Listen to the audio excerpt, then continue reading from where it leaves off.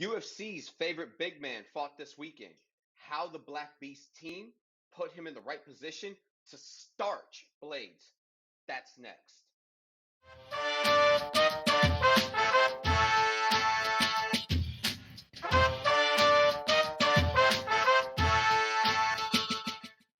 Welcome back, bow throwers. This is Throwing Bows. I'm Jose. I'm here with Maria. Hey, everybody. Oh, why did sexy Maria come out of nowhere? Wait, All was that right. sexy? All right, what's up, y'all? Is that better? Yeah. This is an Oh, MMA podcast, ma'am. Not ASMR. family And show. right, exactly, it's a family show. And I'm here with John. Hey, what's up, everybody? All right. So let's take care of some business first, as we always do here at Throwing Bows. Please like our work below. We put a lot of work in, so please give us a like. Also, subscribe to the channel. Just hit the subscribe button. Show us some love. We have a lot of good content already on the books, with a lot more good content coming afterwards. So give us a subscribe. All right. With all that done and out of the way, let's jump right into it.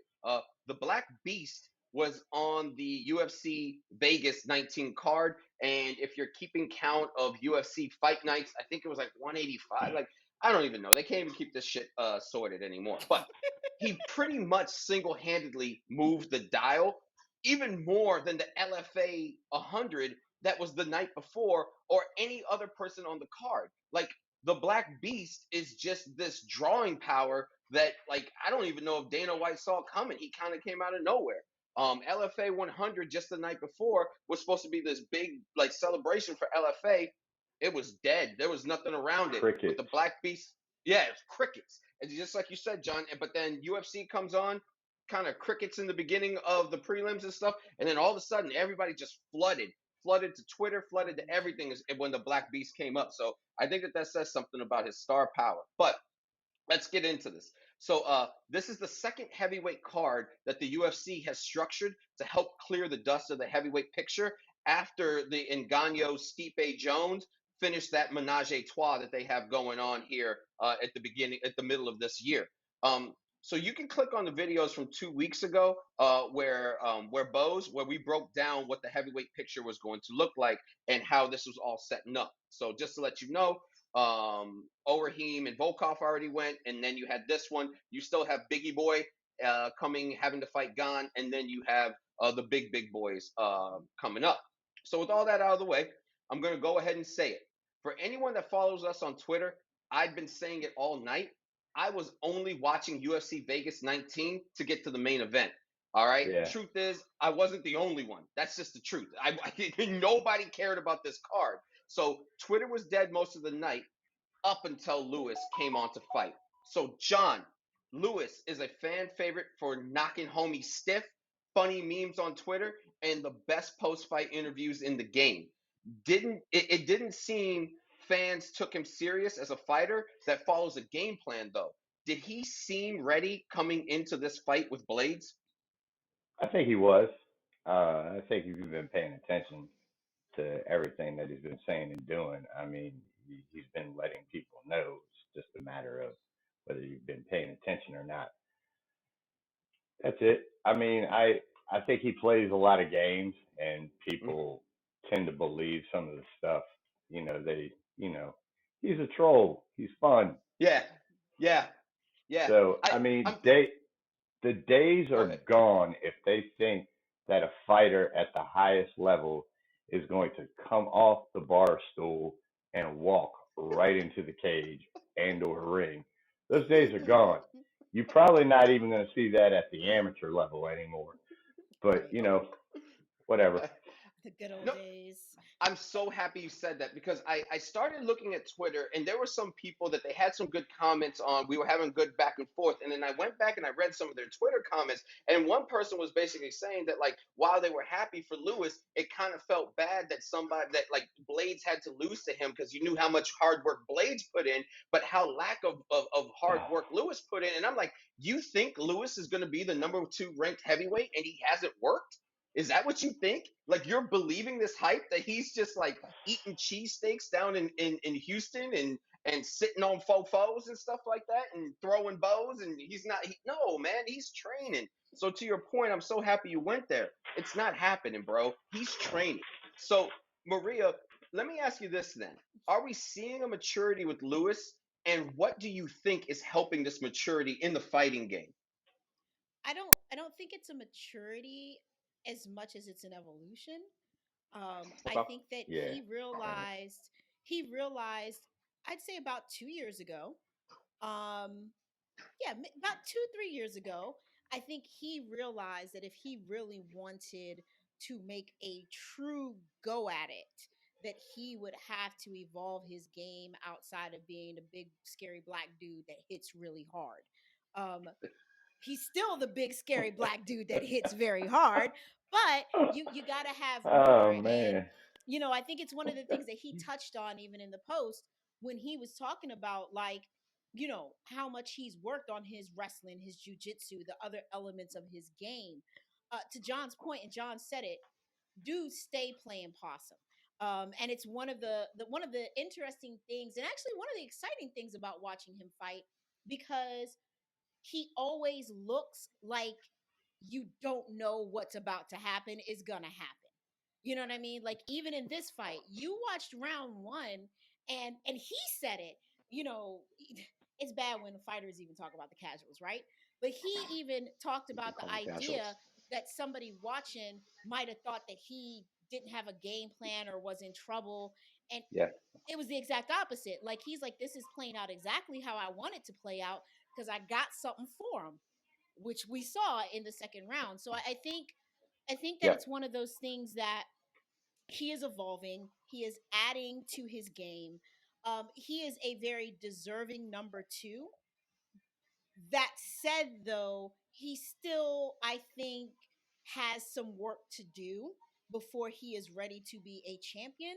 So if we continue to see him working and evolving, it's gonna happen. But yeah, he's definitely. I mean, because mature is the wrong word. When this man is getting on talking about how Houston had a freezing storm because his hot balls weren't there. There's no maturity there, but Yes. there is an evolution Yes. in the fighter. Yes. His hot, All right. chocolatey, his, sweaty balls, his hot just balls. like Chef. Yeah. All right. So let's do this. All right. So let's. It wasn't a big one. So let's. I mean, it wasn't a long one. So let's just do this. All right. So it started slow in the first round. Lewis looked to be loading up, like just sitting back, loading up. And fans might have thought that this was an issue to what Maria was saying about what Lewis is thinking that the casuals are thinking. And so Blaydes looked to win a few more of the exchanges. He was mixing up punches with those leg kicks, Mhm. and Blaydes half-heartedly attempted like two or three takedowns, but they weren't all in. He wasn't really trying to go for them. And so Lewis in the post fight is going to say that in between rounds, when he went to his corner, he literally says that, oh, Blaydes is messing up. Like, this is a problem. Like, he's not really trying to take me down. And if he thinks we're going to do this on the feet, he's in trouble. So Blaydes looked to want to stand and trade, which is what Lewis is wanting, right? And so Lewis also stated that nothing Blaydes did in the first was unexpected. Lewis's coaches expected Blaydes to kick the front leg and attempt takedown. So they knew the game plan. They had been watching the tapes. And if you thought this was an ignorant Mm. camp, if you thought this was an ignorant coach, right there, Lewis let you know we knew everything he was going to do. So, John, after the first round, though, did you think Lewis was swimming in deeper water than he had before? And was he in trouble after that first round? No, I don't think he was in trouble.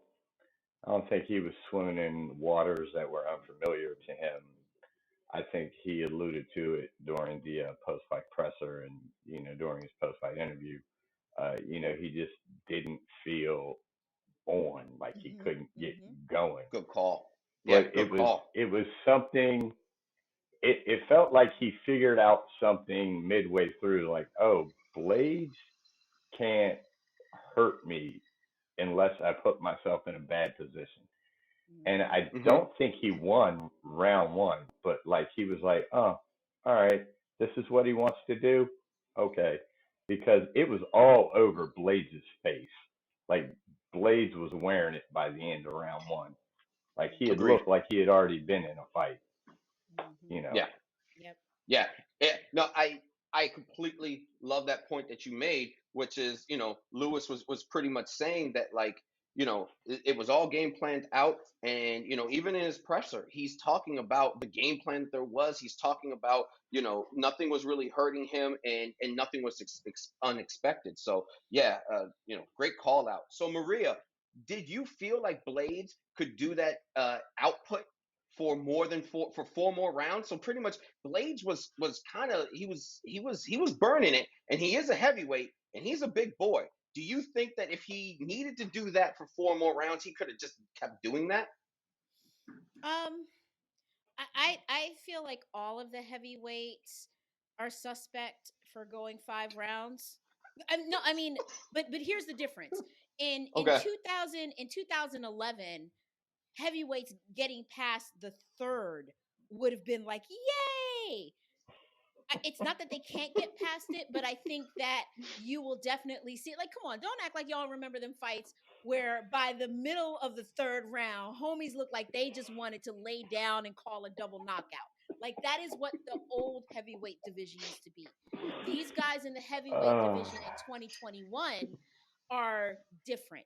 They are more athletic. They are slimmer. They are more, they have better cardio. They're just more technically in shape. They're just not rock'em sock'em robots. So yes, like no, do I think he would have kept that same level of output for another 4 rounds? No. Could he have gone another 4 rounds? Yes. And all that would have happened was by round 4, he would have started doing what every wrestler does, and I wish one of them would prove me wrong here, but as soon as he got tired, he'd default to wrestling. If he hadn't already defaulted to wrestling. So I think that Blaydes is a pretty in shape guy. I don't think fatigue would have been an issue, but I Yeah. feel like the longer they went, and if Derek could keep up, because let's face it, Derek's cardio hasn't always been so great. So the longer the fight goes, in my opinion, it would have favored Blaydes. Uh-huh. And I think that Blaydes could have gone the distance. He didn't look bad. Just that big black man hit hard. That's all I got. Yeah. Yeah. All right, so let's get to that then. So second round starts. Blaydes comes in, doesn't seem serious about getting a takedown. So Lewis does this feint, and Blaydes, like, he lowers his level. He's almost looking like he's dropping, but he's not serious about it. He looks like he's about, like, it almost looks like, if you can remember when Frankie went night night a couple of weekends ago, where like it was weird what was happening. Like Sandhagen did something, and then Frankie dropped, and then he ate a knee. It kind of looked like that's what happened when Lewis fainted. Blaydes was just like, oh, I know what he's about to do. I'm just going to lower my level and maybe just attempt a shot just to try to stop this. And then, boom, goes the dynamite. Lewis slumps Blaydes with a right upper hook just straight up the middle, and Blaydes goes limp while Lewis holds him up with his left arm. And then Lewis throws Blaydes' cadaver to the mat, and good old Herbie doesn't stop the fight at all. Stop. Herbie, I don't know. Okay, we'll get to Herb in a Stop. minute. Hold on. Herb, I love you, buddy. You keep doing the Lord's Stop work. it. Leave Herb alone. Then Lewis, after he throws Blaydes' dead body onto the mat, I kind of feel like he was waiting for a second to see if old Herbie was going to step in, but he did not. And so You guys he are jumps the worst. on Blaydes. And he jumps on Blaydes, and he lands maybe 2 to 3 more ground and pound shots, and then Herb, he decides that he's going to be a merciful God and stop the fight. I gotta, Jose, I'm so sorry. John, go fuck yourself. It was 2 on the ground. There was 1 before he dropped the body after the hook. If you'd like, I'm happy to play it for you in really slow motion so you can see the third 3. I knew that this was going to be an issue, so I went and watched the footage. And we've had these conversations before where I've had to break down and had to we do our explain homework. Things to you. We do our homework. Did you just mansplain me? Oh, you can go fuck all the way off. There will be none of that, sir. It was called, no mansplaining today. First of all, it was called a combination, and he threw 2 punches with the same hand. It was an uppercut that put him out, and he threw another punch right after that. Correct. It just so happens that his dead body hadn't completely fallen to the mat yet. Okay, so we are agreeing with each other because my thing was not whether or not it was a combination or a shot. The only point I'm making is he ate 3 more strikes than he needed to. Because to your point, like if our viewers can see my arm, if I uppercut, okay, Lewis was literally just hanging here on the arm. Like if he would have just pulled his, like you know how a little kid touches the stove and they pull their hand back when they burn. If he would have just pulled his arm back real quick, like Blaydes would have completely just collapsed right there. It was terrible. All right. All right. Whether it's 2 or whether it's 3, No, whether we the agreed it shot was came. 3. I was right. Okay. He tried to We did. mansplain me. Continue, Jose. I mansplain anything. Jesus. Here we go. So Maria, first question is for you. Were you excited with Lewis knockout? I mean, but okay, I'm sorry. Let's rewind. You were obviously excited with the Lewis knockout, but you were angry with Herbie for for not stopping it Absolutely. earlier. Absolutely. Did you want Herb to stop the fight right after that uppercut? Is that your okay. stance? Okay. My thing is, in fairness to everyone, these referees do the best that they can. I always want to put that out there because it's one thing for us watching on a screen at home to be basically like couch referees and be like, oh, you didn't do this, you didn't do that. I have a different vantage point because I have cameras. That said, the combination that John and I have had words about, there's nothing that Herb could have done at that point, right? There was nothing wrong with that. But at the point that Lewis finally did drop this corpse on the ground and actually even hesitated for a split second, and Herb wasn't over there, and he ate not 1 but 2 more fucking bombs. Herb trying to kill somebody. I literally was sitting there like, he is not going to be happy till someone dies in this damn octagon. This man dead. And did you see how he froze up? Like he looked like the rigor mortis had already started setting in, and Herb still hadn't gotten over to him. Herb trying to kill Go him. ahead, John. Go ahead, John. Because my question to you, John, is: did Herb not have a good angle of this uppercut? Like, what's your stance on this? No, I think what it is he was in the position that he was in. I don't think it was a bad position. I think you just this is what happens when something violent, 2 world-class athletes come together, and, it's the big boys where anything can happen. And he moved in just as quickly as Derek Lewis moved in. The problem is that Derek Lewis is the number 2 ranked heavyweight in the world, and Herb Dean is not. Trying to catch a hand. Yeah, so he jumped in there. I mean, they were going to the same place. It's just that Derek Lewis got there first.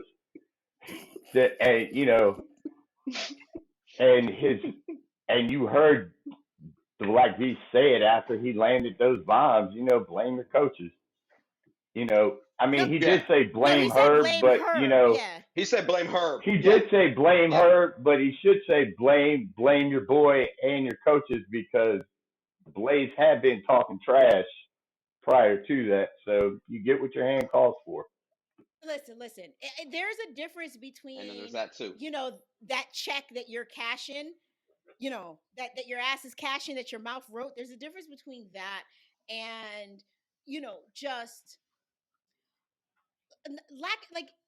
there's not even a word for me because it's not lack of professionalism. Herb Dean is a professional. Like to John's point, I get it. I'm 5'3". If I on a good day, if I were a referee and I've got 2 6'7", 260-pound monsters going at it, I'm gonna try to be as responsible as I can be. But I'm also not trying to accidentally catch a hand, fist, or anything else.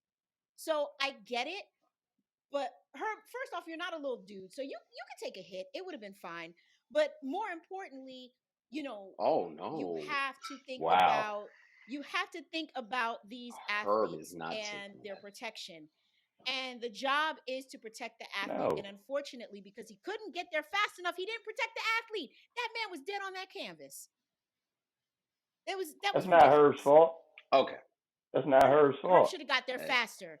Herb should hey, have got there faster. I He come from got the there as school. quickly as I, one could. I yeah, mean, that's not that's yeah. not a that's not him not doing his job. That's just what happens when two guys who are elite at what they're doing and No, one meets I his agree with that. demise But suddenly.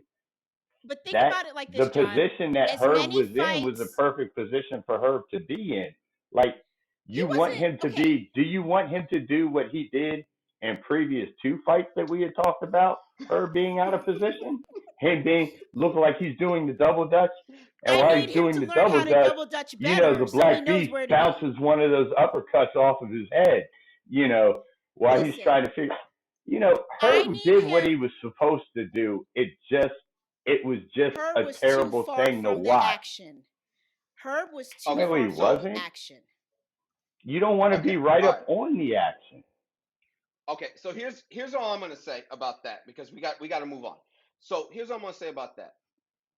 I think that there is a lot of criticism, right? There was a fight that happened earlier in the night where everybody gets on Twitter and they can't believe that the ref stepped in. They thought it was too early. They thought the fighter was it was the train. It was the train. It Hmm. was the guy stopped the train.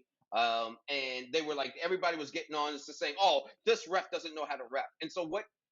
I guess there is a no-win situation, right? Yep. You see someone's Right. in trouble and you Yeah. immediately try to jump in and you don't get there's nothing for that, and then you let it go too far and then everyone else says, oh, you should have been there immediately. Where do you want me at, right? It's a If the thankless commission says job. I need to be right, if the commission says I need to be 10 feet away from the action and I'm 10 feet away from the action and I'm seeing something happening in front of me and I think the guy's not responsive and I jump in, the Well, fans still have a problem with that. And if i there's if i nothing can't get there fast enough, there's yeah, nothing like that in there's nothing like that with the commission that says you have to be so many feet yeah, away from the action, right. type Right, of but thing. if there's yeah, but if there's a best industry practice, let's just say that most referees know, I want to be this kind of distance A away That's in a case judgment something surface. call. happens. Yeah. Yeah, it's a judgment call, and so like I hear everybody wants to give Herb a hard time, and I'm okay with giving Herb a little bit of a hard time because it just always seems to happen to Herb Dean. But Poor Herb. here's what you do. If Herb stops that because he thinks that after that first uppercut that Blaydes is out and Blaydes isn't really out, now we're coming at Herb and we're saying, "Oh, God damn it, Herb! Here you go, stopping the goddamn Right. heavyweight main event, Yeah. way too goddamn early." Like there's a no-win Yeah. situation where I think it's just one of those things where I don't think that Herb knew that he was out until he actually saw it, and by then Herb was like, Well, "Oh shit, I thought he was rocked. I didn't know he was out." And then he tries to react, and the Black Beast reacts a little faster, and it's fine. It shit happens. Don't talk shit. That's the moral of the story, kids. Don't talk shit, and the Black Beast won't kick your ass. So here we go. Lewis essentially, yes. states in a post fight. Right, yeah. Lewis states in a post fight his team had told him to wait for a knee or an uppercut. As a matter of fact, they told him don't even bother with the 1-2s, don't even bother the jabs, don't even bother trying to set range up or anything like that. You're gonna sit back and you're literally gonna wait for this dumb bastard to shoot in, and you're gonna shoot a knee straight up the middle, or you're gonna uppercut him. And so, Maria, this question is for you. Is this a more wise is this a wiser, more focused Lewis that we're about to start seeing? Is this a new phase of Lewis in his fighting career?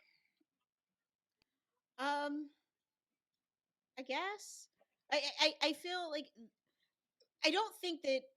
And listen, I've never worked a corner, and that's fine. No one. I mean, I'm trying. I just nobody's picking up the phone for me. But I don't think that that's the greatest advice that a corner can give to like tell a fighter to literally just wait for one single punch or one single knee. um, so maybe there was a little bit of hyperbole there in how he expressed it, because I Probably. really want to believe that his corner didn't tell him just do that. That I'm all said, right with that.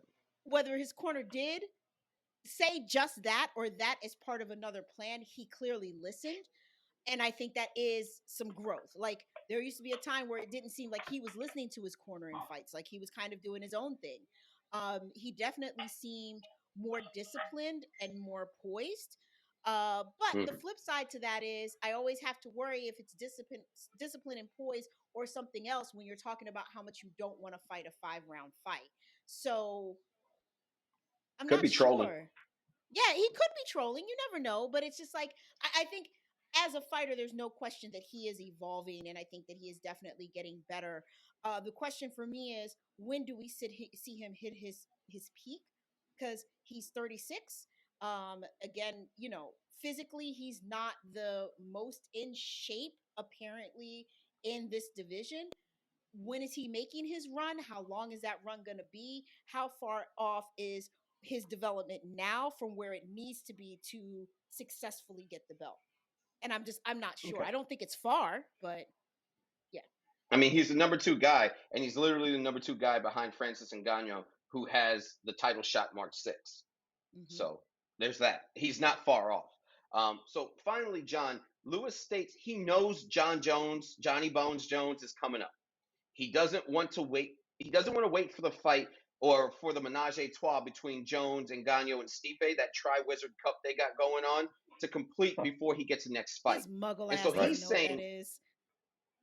I bet you he Shut up, does know what it mudblood. is. So here we go. So he's stating he wants Overeem, right? And so high level, Lewis is going to probably get the number 2 ranking because he was number 4 and he just beat Blaydes. And so Blaydes was number 2. So he should probably get that number 2 ranking at heavyweight. Should Lewis consider another guy instead of officially retiring the Reem? I mean, no, absolutely not. Why shouldn't we like to see the Black Beast retire the ring? I'm down for it. If the Reem will sign the contract, if they'll make the fight, let's make it happen. I say Yeah. this is what you do. When you have Stipe and uh, and Francis fight, you have JJ be the fighter on call, just have him be on deck, and then you have Mm-hmm. Reem Black Beast fight co-main and keep it there. That's probably not going to happen. It's just like a Yeah. I wish type of deal, but Yeah. whatever. Listen, I'm Reem is down still for recovering from that seeing a ass whooping from a couple live. of weeks ago. I'm down for potential of seeing what could be legally defined as first degree murder on live television. Oh man, Man, this Herb ain't the Dean's got to rep running that Absolutely. man. fight. Jeez. Yeah. That's a Herb Dean fight, man. Don't you dare put Yes, Dan Mergliata on that fight. you That is a got Herb you Dean guys fight, my got my friends. message Yeah, you heard me. before You the heard me. fight started. All right, guys. We are going to wrap this up. So thanks for tuning in. Those were our takes. Please like our work below. We put a lot of work into it and we're just going to keep them coming out. So please like our work below. Subscribe to our channel. Again, we have in just less than a month of work, we've already put out close to 20 to 30 episodes and we're going to just continue that work pace. We are workhorse. You could just strap something up to us and we'll go. Leave a comment to let us know what you think. So whether you think we were right about Derek Lewis or whether you think that maybe we're jumping on his hot balls, that's fine too. I mean, listen, I've been accused of worse. Hit us up on Twitter at I've, Bows ju- Throwing I've jumped if on some you hot want to balls in my days. discuss. It's fine. Oh There you man, go. too much sharing going Hit on us up right on now. a lot of sharing. Hit us up on Twitter at Bows Throwing. Again, at Bows Throwing. If you want to discuss anything else in the MMA world, like I said, we would have loved to talk about LFA 100, but we couldn't find you guys. But hey, listen, we're willing to drop hot takes about that too. We're willing to drop hot takes about Bellator's, this light heavyweight thing that they got coming up. We're willing to talk about anything, so let us know. But until that time, we're out. Have a good one, Bows Throwers. Peace. Bye, Peace. guys.